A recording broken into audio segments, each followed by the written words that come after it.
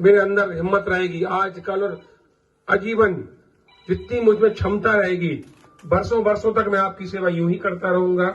सिर्फ आपकी दुआएं मेरे लिए काफी है, मुझे किसी से कुछ नहीं चाहिए। चाहिए तो इतना आपका एक प्यार बना रहे मेरे प्रति, और जिससे मेरा हौसला अफजाई रहे और मैं निरंतर आपके लिए काम करता रहूं। और कभी भी मेरे लायक कोई भी काम हो, मेरा नंबर बच्चे बच्चे के पास होता है, लगभग स्कूल के छात्र छात्राओं सबके पास मेरा नंबर है। कभी संकोच मत करो, दिन दोपहर रात कोई भी मौसम हो, कोई भी तकलीफ हो, तुरंत लगाओ। जितना मुझसे बनेगा मैं आपके लिए तत्पर हाजिर रहूंगा। सामाजिक कार्य हो, धार्मिक कार्य हो, खेलकूद से संबंधित हो, स्वास्थ्य से संबंधित हो, बच्चों की पढ़ाई से संबंधित हो, खेती बाड़ी से संबंधित हो, अरे कुछ भी XYZ हो, इतना कह सकता हूं कि मैं जनप्रतिनिधि तो नहीं हूं, मैं तो पंच भी नहीं हूं। अगर राजनीतिक दृष्टि से देखोगे तो मुझसे बड़े गांव में भी लोग होंगे। क्यों? क्योंकि कोई पंच है, कोई सरपंच है।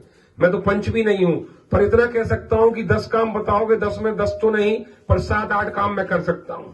और रही बात ग्रामीण स्तर की, जिनकी जरूरत हमें सबसे ज्यादा पड़ती है, वो क्या पड़ती है? बिजली की, पानी की, सड़क की, पंचायत स्तर समस्याएं रहती हैं, जनपद स्तर रहती हैं, RI पटवारी की।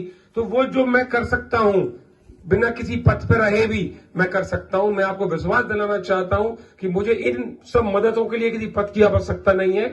मेरा खुद का निजी वजूद मेरे लिए काफी है। और वो क्यों है? क्योंकि हम आज से ये काम नहीं कर रहे हैं, ये भी बताना चाहता हूं।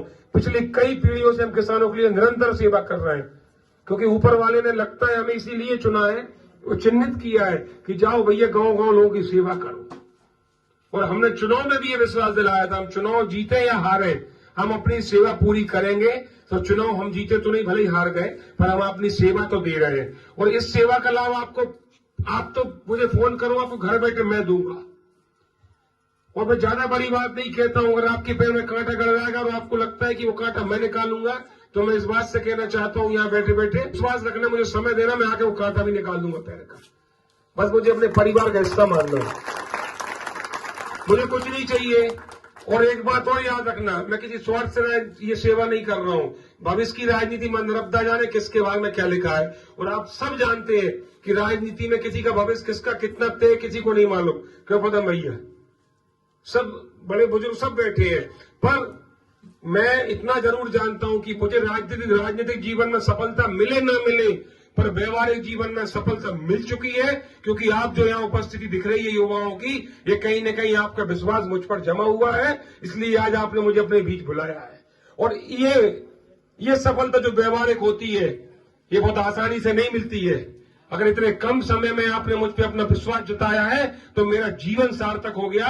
और यकीन मानना कि कहीं ना कहीं ये सफलता देख के मेरे परिवार और मेरे माँ बाप को भी खुशी मिलेगी कि उनने आज आपने उनके बेटे को अपने बीच में एक स्थान दिया। इन्हीं सब बातों के साथ मैं फिर पुनः कहना चाहता हूं, जब जैसी जो समस्या हो, सतपाल पलिया आपके बीच में सेवक के रूप में हाजिर है। कभी भी याद करना, तत्काल सिर्फ जो समय लगता है उतना समय लगेगा आपके बीच में उपस्थित